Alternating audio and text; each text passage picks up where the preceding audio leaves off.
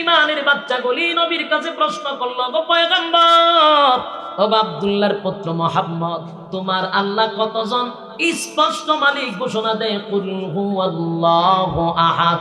নবী আপনি বলুন, আমি আল্লাহ একক, আল্লাহুস সামাদ, আমি অমুকাফিকি, লাম ইয়ালিদ ওয়া লাম ইউলাদ, আমি আল্লাহ কারো কাছ থেকে জন্ম নেই নাই, আমি আল্লাহ কাউকে জন্ম দেই নাই।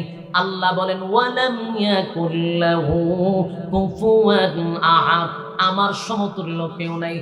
আমার যুবক ভাইয়েরা, কথাগুলি দিলের কান লাগায় যদি শুনেন, মনোযোগ সহকারে শুনেন, সূরা ইখলাস সাধারণ কোন সূরা না।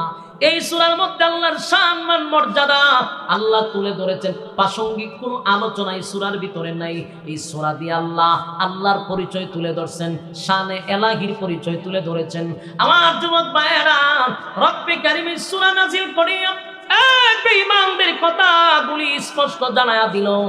শুধু স্পষ্ট 1400 বছর আগে জানাইছে এমনটা নয়, কিয়ামত পর্যন্ত আমার মালিকের অবস্থান মালিক পরিষ্কার করছে, ঠিক কিনা?